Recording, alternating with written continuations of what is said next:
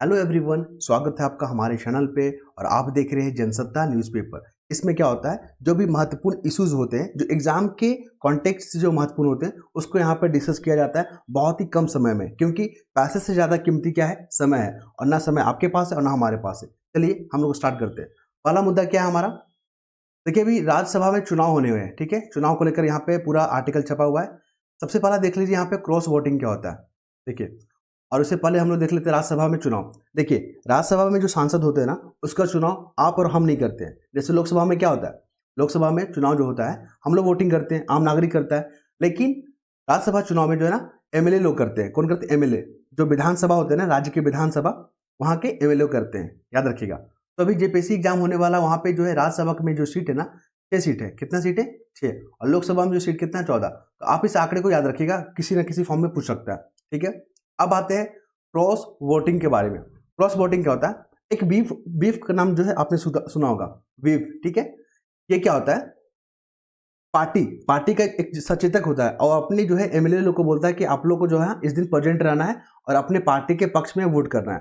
तो ठीक है, एक डिसिप्लिन मेंटेन करना है। जो सचेतक होता है पार्टी में, उसका काम क्या होता है? पार्टी में अनुशासन बना के रखना। ठीक है, तो ये अपने अनुशासन बना के रखा है कि व्हिप जारी कर दिया, आप लोग इस दिन प्रेजेंट रहना है, वोट करना है। लेकिन कुछ विधायक जो है अपने पार्टी के पक्ष में वोट ना करके किसी अन्य पार्टी में जो है अन्य उम्मीदवारों के फेवर में वोट कर देते हैं। इसी को बोलते हैं क्रॉस वोटिंग। ये शब्द यूज कीजिएगा, ठीक है, ध्यान में रखिएगा इसको।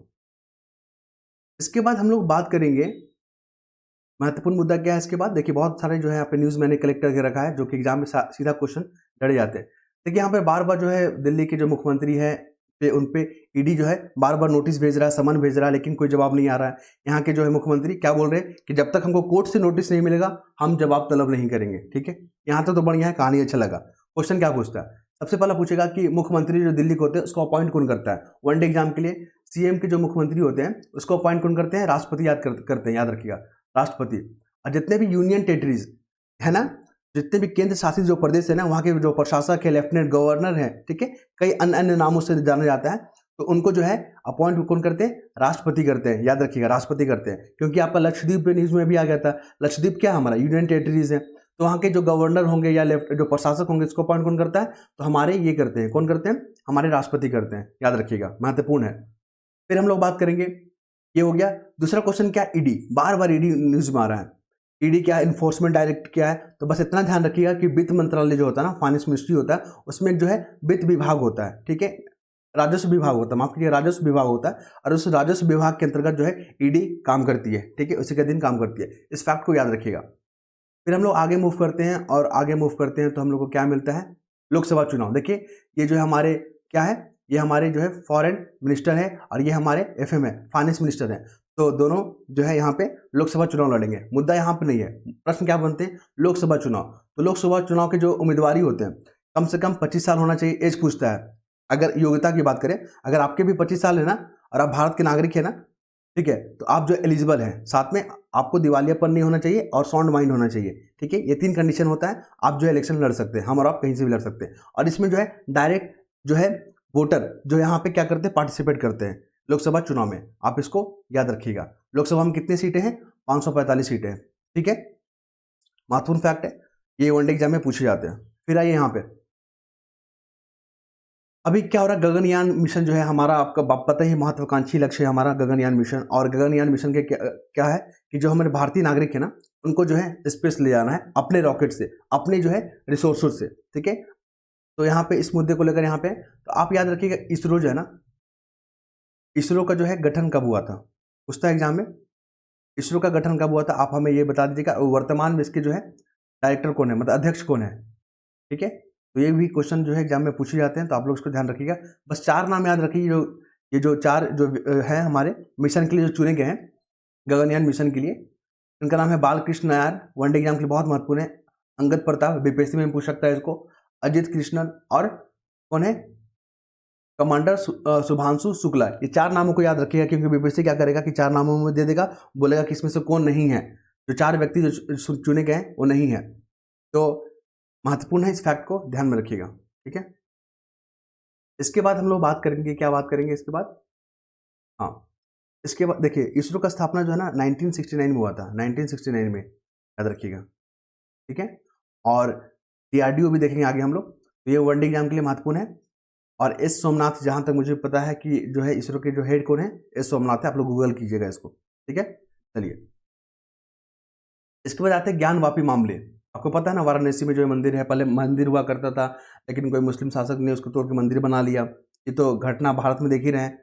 तो उसी को लेकर यहाँ पर सुप्रीम कोर्ट है। देखिए, सुप्रीम कोर्ट को लेकर जो हमारे संविधान में जो है, जो अनुच्छेद है 124 है, याद रखिएगा। और हाईकोर्ट को लेकर जो इलाहाबाद हाईकोर्ट है, मतलब हाईकोर्ट की बात करें, उसको लेकर जो है 214 आर्टिकल है। मतलब अगर आपको सुप्रीम कोर्ट के बारे में जानना है, संविधान में कहाँ पे उल्लेख है, तो आप जाके सीधा 124 आर्टिकल को पढ़ेंगे। अगर आपको हाईकोर्ट के बारे में जानना है, वर्तमान में जो 25 कोर्ट है, मैंने कल भी इस बारे में बात किया था, तो 214 में आपको मिलेगा हाईकोर्ट। आपको पता ही है, सुप्रीम कोर्ट में जजों की जो संख्या है ना, बढ़ाने का जो पावर है वो सांसद को, और ये भी एग्जाम में कई बार पूछा जा चुका है।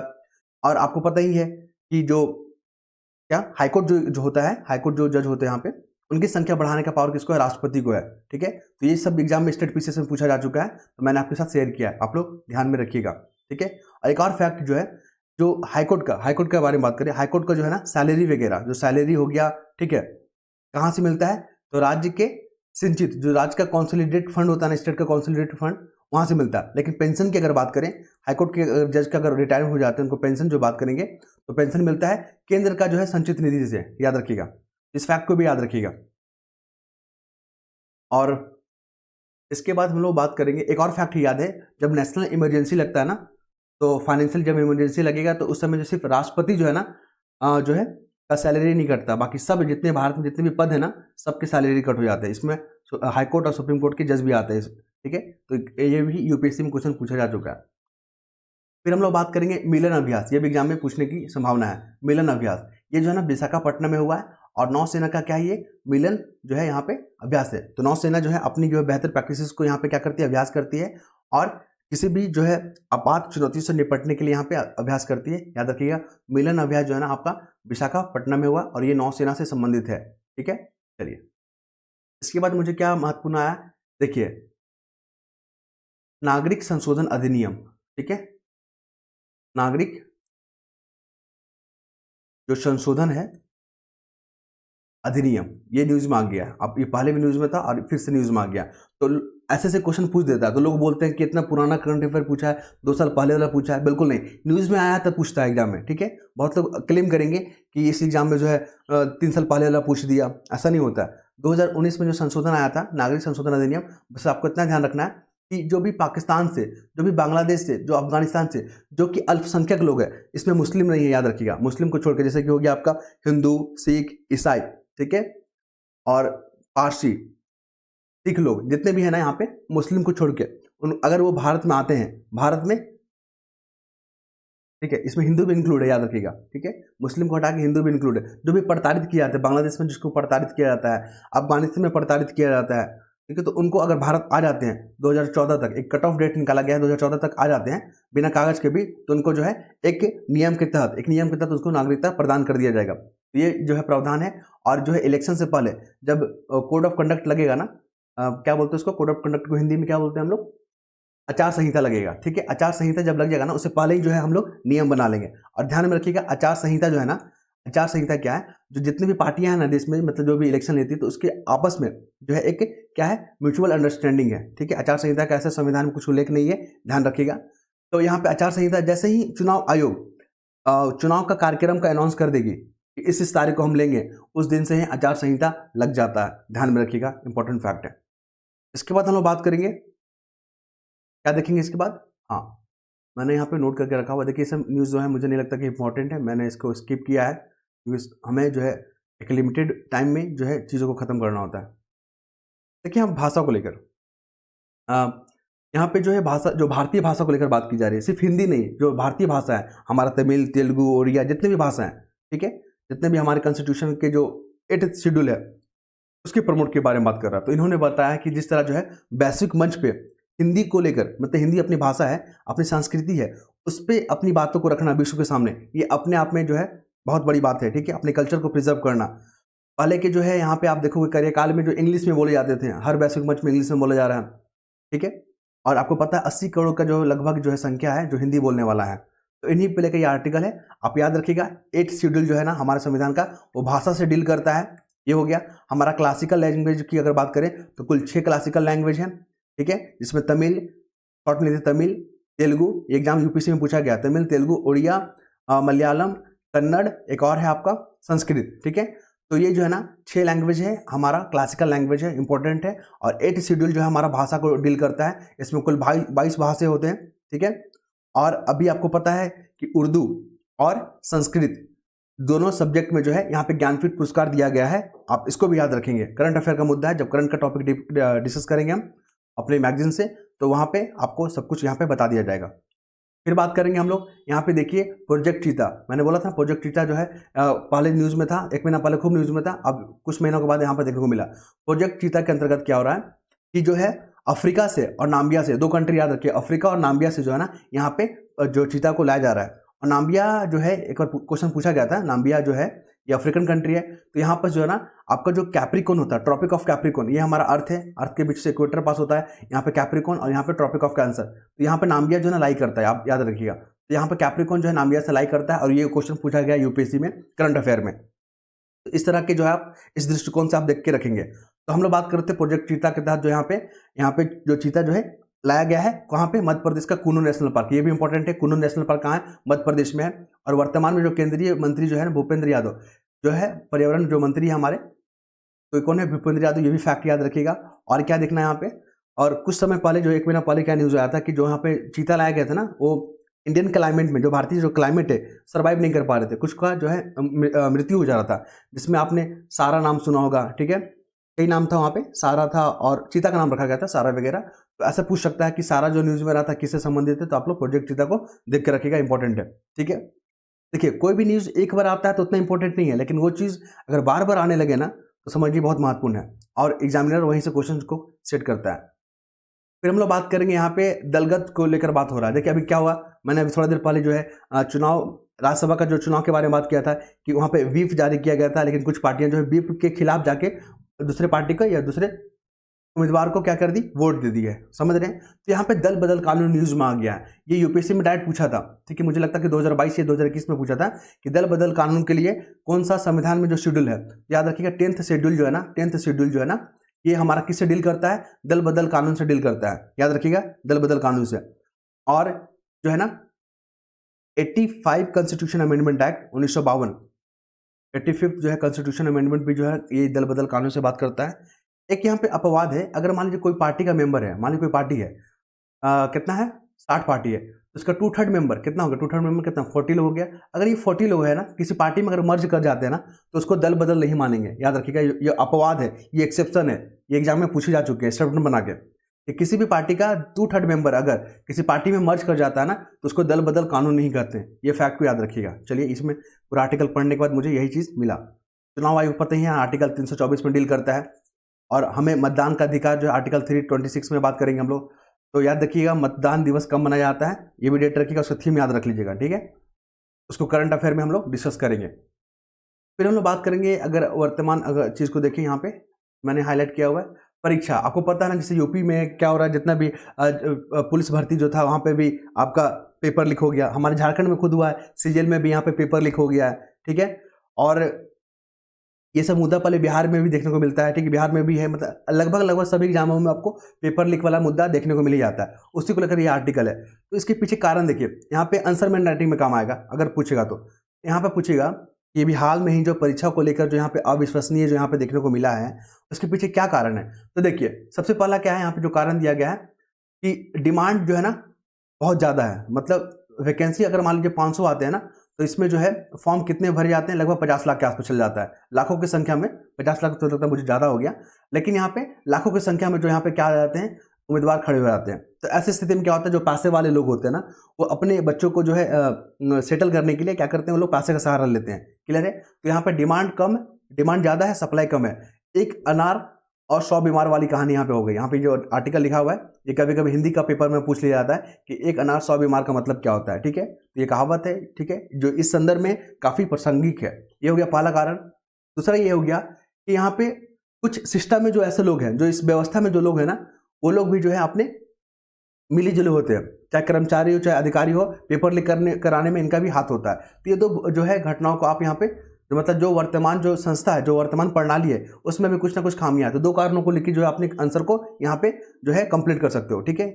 और इसके बाद मुझे कुछ खास नजर नहीं आया इस आर्टिकल पढ़ने पे, फिर मैंने यहाँ पे हाईलाइट किया। तो यहाँ पे देखिए, भारत और नेपाल, पता ही है नेपाल जो है हमारा पड़ोसी देश है और बिहार के साथ इसका बाउंड्री शेयर होता है। तो बीपीएससी में नेपाल को लेकर या जो है क्वेश्चन पूछे जाते हैं, ठीक है। आपने देखा हो मधेसी, नाम सुना होगा, मधेसी करके यहाँ पे चला था विवाद। खैर, इस आर्टिकल में जो हमको देखने को मिल रहा है ये कि चिप्स कॉन्क्लेव पूछेगा कि चर्चा में रहा चिप्स कॉन्क्लेव जो है ना, चिप्स कॉन्क्लेव ये क्या है। तो ये भारत और नेपाल के बीचों में जो है आपसी संबंधों को मजबूत करने के लिए एक थिंक टैंक के रूप में काम करता है और इसका आयोजन लगभग जो है भारत में होता है, लेकिन 2023 में जो है नेपाल में देखने को मिला था। तो ये चिप्स कॉन्क्लेव में क्या क्या मुद्दे होते हैं, क्या क्या बात होती है, देख लीजिए। इसमें जो है ना, अभी देख रहे हैं रूस और यूक्रेन के जो युद्ध है वो देख पा रहे हैं आप लोग, इजराइल और हमास के बीच में युद्ध देख पा रहे हैं, ठीक है। तो यहाँ से जो युद्ध के कारण जो वैश्विक जो चुनौतियां हुई है, जो चैलेंजेस उत्पन्न हुए, उसके बारे में यहाँ पे डिस्कस किया जाएगा। कैसे हम इस चैलेंजेस को जो यहाँ पे दूर कर पाएंगे, ठीक है, या चुनौतियों से कैसे निपट पाएंगे, पहला यह हो गया। फिर भारत और नेपाल के बीच में अपना जो बायलेटरल जो रिलेशन है, जो संबंध है, उसको कैसे मजबूत करें, उसको कैसे आगे करें, क्योंकि जो हमारी पड़ोसी देश है ना भारत का हमारा पड़ोसी देश, देखिए ये अपना प्यारा भारत है, ये हमारा श्रीलंका हो गया। यहाँ पर आपको जो है नॉर्थ ईस्ट वाला इलाका देखने को मिलेगा, ये हमारा गुजरात और राजस्थान हो गया। यहाँ पे आपका लद्दाख और जम्मू कश्मीर वाला इलाका हो गया, ठीक है।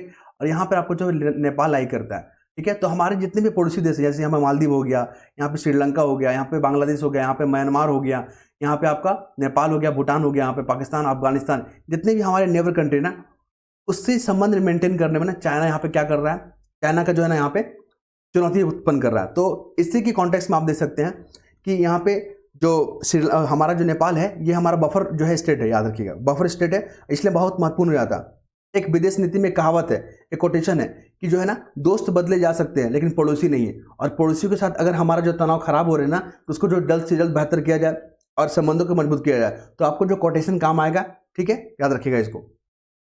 क्षेत्रीय जो सुरक्षा और सीमा विवाद को लेकर यहाँ पे बातचीत होगा। फिर द्विपक्षीय जो संबंध है उसको लेकर बात होगा यहाँ पे, ठीक है। तो ये तमाम फैक्ट पे जो यहाँ पे मसले पे यहाँ पे बातचीत होगा।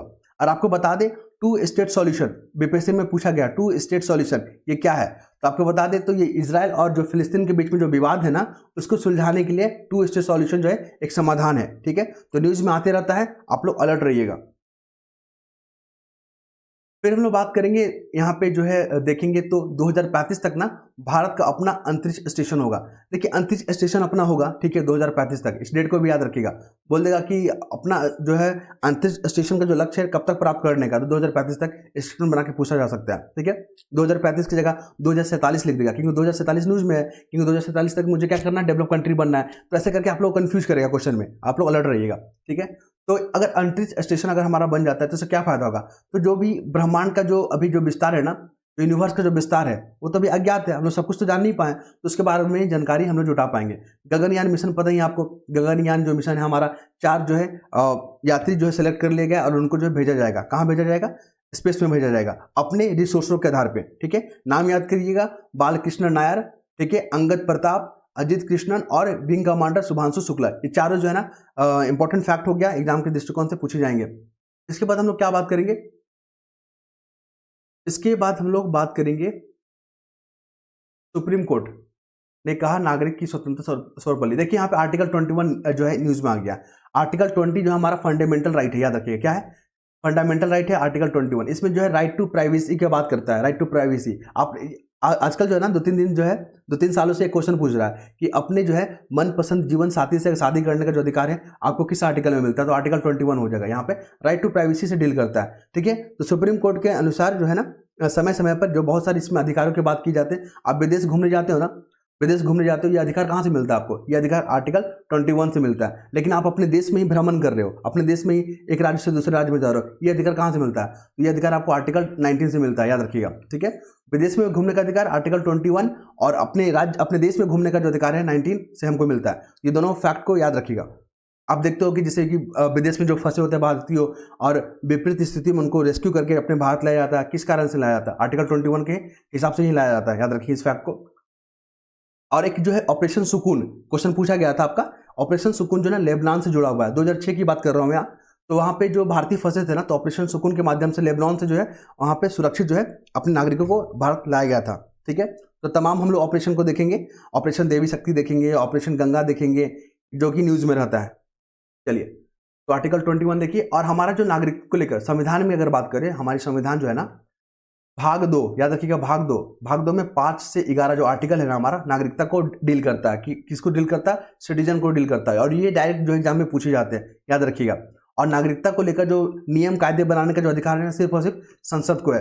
और नागरिकता वाला जो सब्जेक्ट है ना, वो हमारे संघ लिस्ट में आता है। आपको पता ही है, संघ लिस्ट मतलब केंद्र का लिस्ट में आता है, और इसमें जो कानून सिर्फ और सिर्फ केंद्र सरकार ही बनाएगी ये कानून। और आपको पता ही है 7th शेड्यूल में ही ये चीज़ लिखा हुआ है कि किस विषय पे कौन कानून बनाएगा, राज्य बनाएगा कि केंद्र बनाएगा। ये चीज़ आपको 7th शेड्यूल में देखने को मिलेगा, और बहुत ही महत्वपूर्ण इस फैक्ट को।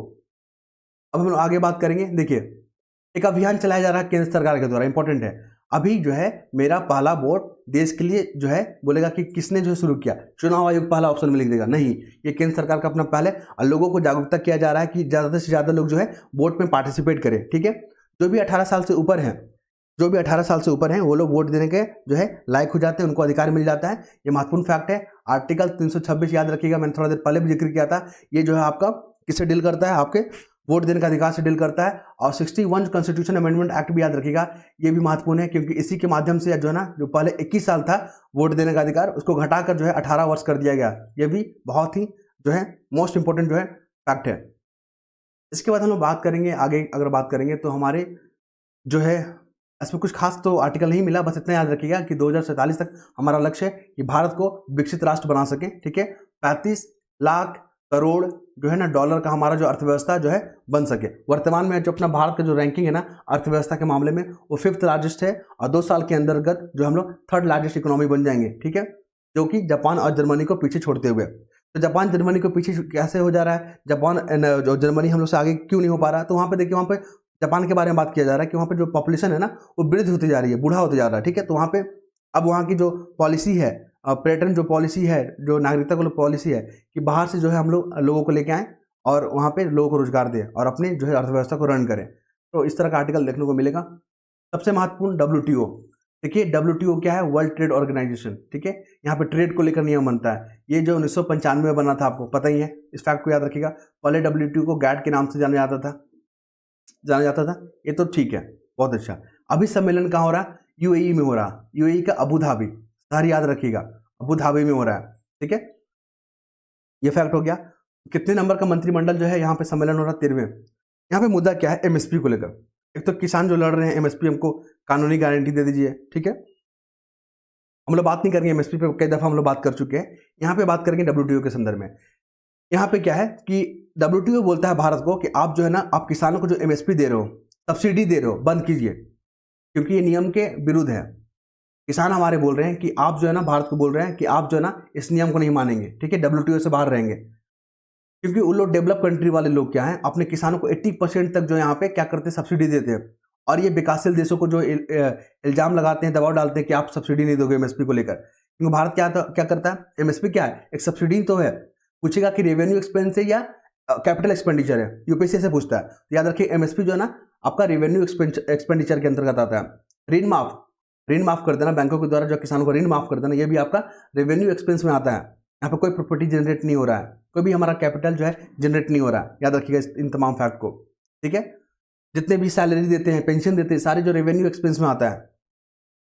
तो हम लोग क्या देख रहे थे? हाँ, एक बार जो है UPSC में पूछा गया था कि एम्बर बॉक्स, ग्रीन बॉक्स जो न्यूज में रहता है या क्या है, ये किस संस्था से जुड़ा हुआ है? तो याद रखिए WTO से। और एम्बर बॉक्स जो है ना, जो हम लोग जो सब्सिडी देते हैं किसान कृषि क्षेत्र में, उसी को लेकर डील करता है कि आप एक लिमिटेड के बाद जो ज़्यादा नहीं देंगे। ठीक है, एम्बर बॉक्स उसी चीज़ को डील करता है। और न्यूज़ में आ गया, पक्का क्वेश्चन पूछेगा, UPSC में पूछ चुका है ये वाला क्वेश्चन, 2016 की 2017 के एग्जाम में पूछा गया था। ठीक है, तो आप लोग अलर्ट रहिएगा। फिर हम लोग बात करेंगे MSME को लेकर।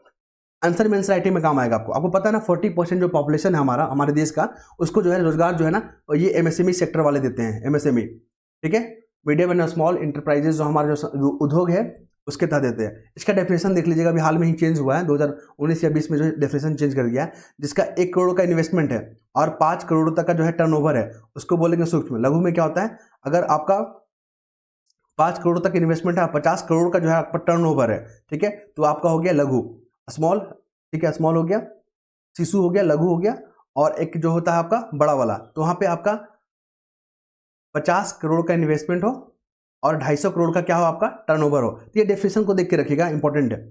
फिर इसके बाद हम लोग बात करेंगे एमएसएमई को लेकर, बात कर देते हैं क्या चुनौती है। तो देखिए यहाँ पे चैलेंजेस की बात किया हुआ है कि एमएसएमई जो होता है उसके सामने क्या चैलेंजेस है। तो 2 चैलेंजेस यहाँ पे दिया हुआ है। पहला क्या है, एमएसएमई के पास जो है ना क्वालिटी, अपनी जो प्रोडक्ट है उसके क्वालिटी को इंप्रूव करना होगा और टिकाऊपन करना होगा, जो ज़्यादा समय तक जो है उसकी लाइफ जो है बढ़ सके। ठीक है, तो ये पहला चुनौती है। दूसरा क्या है कि जो वैश्विक जो मापदंड है उसके अनुसार अपने आप को ढालना होगा। तो ये 2 चुनौतियाँ है, यहाँ पे लिखना होगा। आंसर मेंस राइटिंग में आपसे पूछेगा कि क्या चैलेंजेस है, तो 2 जो है टॉपिक पे आप डील करके जो है अपने आंसर को क्या कर सकते हैं, पूर्ण कर सकते हैं। ये हो गया। दूसरा देख लीजिए PLI, न्यूज में रहा है PLI। तो PLI जो है ना एक स्कीम है जो है ना उत्पादन, आप जो प्रोडक्शन करते हो ना उसको इनिशिएट करने के लिए, उसको आपको जो है उत्साहित करने के लिए जो है ना आपको PLI स्कीम जो है के तहत आपको आर्थिक सहायता दिया जाता है। याद रखिएगा, ये प्रोडक्शन से जुड़ा हुआ है। उसके बाद आगे बढ़ते हैं तो पता ही कोविड को लेकर, तो कोविड जो है आपके फेफड़ा को ज़्यादा क्या करता है, इफेक्ट करता है। तो ये चीज़ आर्टिकल में लिखा हुआ है, मुझे इस पर ज़्यादा इंपॉर्टेंट नहीं मिला कुछ खास। फिर देखेंगे बाइजू। देखिए बाइजू पता है ना, बाइजू जो ऐप है, एजुकेशन ऐप है, तो इसको लेकर क्यों न्यूज़ में आ रहा है, बार बार न्यूज़ में आ रहा है। तो वहाँ के जो रविंद्रन जो बाइजू है इसके संस्थापक रह चुके थे, और इस पर आरोप क्या लगा हुआ है कि जो भी इन्वेस्टर हैं उनके पैसों के साथ यहाँ पे हेरफेर किया गया है। ठीक है, तो ये जो है ना न्यूज़ आ रहा है, तो याद रखिएगा कौन इसके संस्थापक हैं और किस कारण से न्यूज़ में रहा है। तो आप थोड़ा सा कहानी जान लीजिएगा, पूछना होगा तो सीधा पूछेगा कि संस्थापक कौन है। उसके बाद हम लोग आगे आते हैं अपने मुद्दे पे। बहुत बड़ा आर्टिकल है, समय कितना हो गया, 26 हो गया ना, मुझे फटाफट कंप्लीट करना है। ठीक है, ज़्यादा लंबा वीडियो होने से क्या होता है, लोग बोर हो जाते हैं। बोर नहीं होना है, क्योंकि मैं पूरा पॉइंट टू पॉइंट बात करता हूँ। कहानी मुझे बस पढ़ना अच्छा लगता है, बताना नहीं। इसके बाद आगे जब मूव करते हैं तो क्या देखने को मिलता है हमें, ये रहा हमारा अगला मुद्दा, मैंने यहाँ पे हाईलाइट करके रखा हुआ है।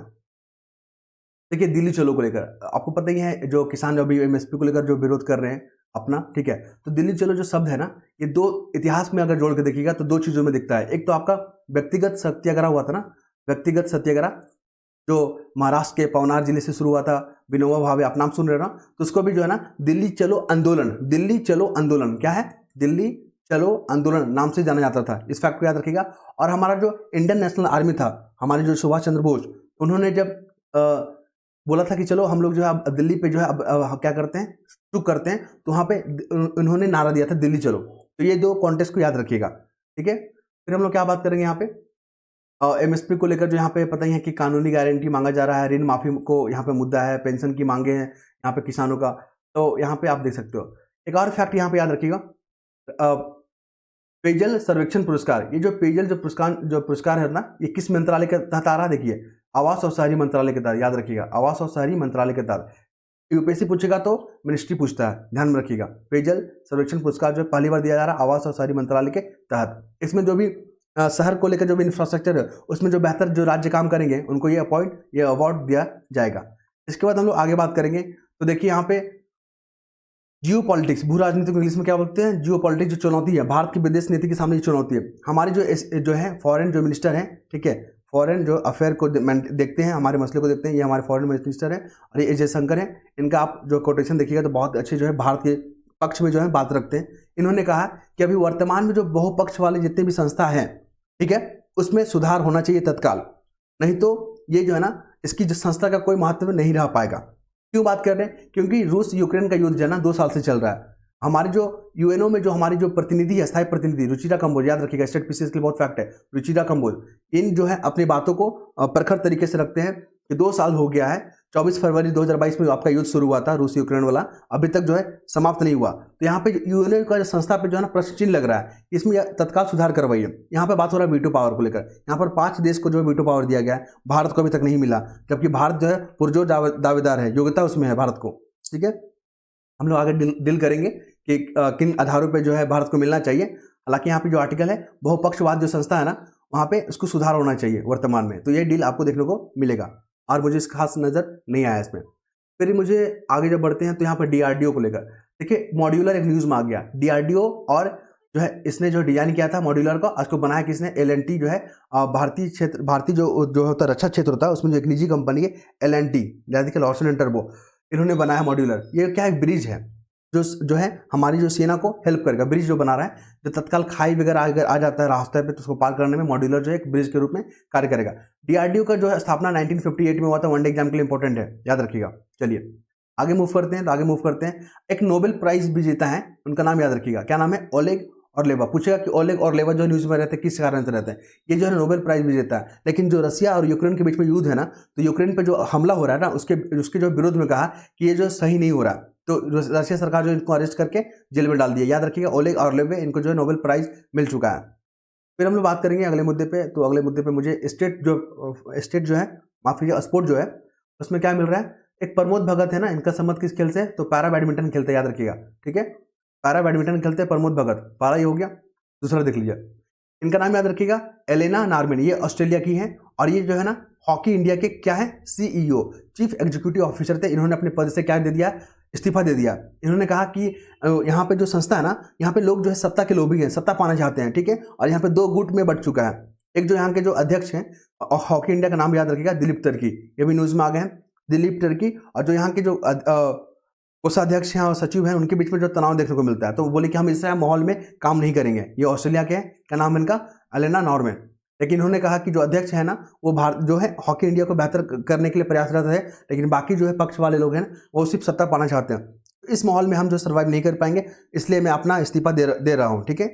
तो याद रखिएगा, क्या नाम था इनका सीईओ का? Elena Norman. तो इस तरह का घटना अगर न्यूज में आता है ना, तो एग्जाम के लिहाज से वो महत्वपूर्ण हो जाते हैं। और आधे घंटा समय हो गया, मैं माफ़ी चाहूँगा कि इतना लंबा वीडियो हो गया, लेकिन क्या करें, इंपॉर्टेंट न्यूज़ को हम स्किप नहीं कर सकते। तो कुछ भी अगर आप फीडबैक देना चाहते हैं, अगर हमारा कंटेंट अच्छा लगता है, तो आप उसको लाइक सब्सक्राइब शेयर जरूर कर सकते हैं, अपने दोस्तों में शेयर कर सकते हैं। और मैं जो है ना हर दिन सुबह में जो है ना लाइव, मतलब रात में जो है लाइव होता हूँ 2 घंटे के लिए, ठीक है। रात को 10:40 से हमारा टाइम रहता है। उसमें जो महत्वपूर्ण जो है एग्जाम के लिहाज से, जो 17 मार्च को आपका जो टेंटेटिव डेट है जेपीसी को लेकर, तो उसको लेकर जो यहाँ पे जीएस टॉपिक को यहाँ पे डिस्कस किया जाता है। तो ऐसा नहीं है कि सिर्फ जेपीसी में ही काम आएगा, आपको अदर पीसीएस में भी जो हमारा जो शेड्यूल है, जो हमारा सिलेबस है जीएस पेपर 1 का, वो सारे एग्जाम में आपको क्या करेंगे, देखने को मिलेंगे। तो आप लोग जो भी इंटरेस्टेड है ज्वाइन कर सकते हैं। धन्यवाद।